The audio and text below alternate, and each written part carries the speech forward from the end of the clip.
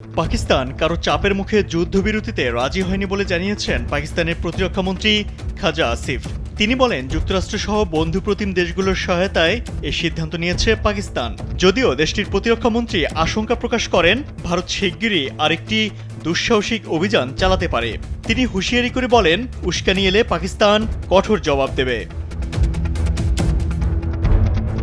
বুধবার জিও নিউজে দেওয়া এক সাক্ষাৎকারে খাজা আসিফ বলেন, ভারতের প্রধানমন্ত্রী নরেন্দ্র মোদী বর্তমানে রাজনৈতিকভাবে কোণঠাসা।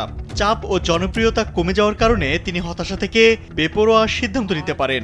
তিনি আরও বলেন, যদি মোদী এমন কিছু করেন তাহলে পাকিস্তান দৃঢ়ভাবে প্রতিক্রিয়া জানাবে এবং এতে আন্তর্জাতিক অঙ্গনে প্রতিক্রিয়া দেখা যাবে। RICL TMX, যুগের পর যুগ স্থাপনা থাকে মজবুত। আসিফ বলেন, পরিস্থিতি আরও উত্তপ্ত হলে এমনকি ভারতের মিত্ররাও মোদীর পাশে নাও দাঁড়াতে পারেন। তিনি বলেন, আমরা 4 দিন সংযম দেখিয়েছি। আশা করেছিলাম ভারত যুক্তিসঙ্গত আচরণ করবে। এই সংঘাতে আমাদের জয় বহুমাত্রিক। প্রথমবারের মতো সাইবার যুদ্ধে ভারতীয় ডিজিটাল কাঠামো ভেঙে দেওয়া সম্ভব হয়েছে। তিনি দাবি করেন, যারা আগে আমাদের গুরুত্ব দিত না এখন তারা সম্মানের চোখে দেখছে। খাজা আসিফ বলেন, প্রথমবারের মতো ভারত কাশ্মীর নিয়ে আলোচনা করতে রাজি হয়েছে।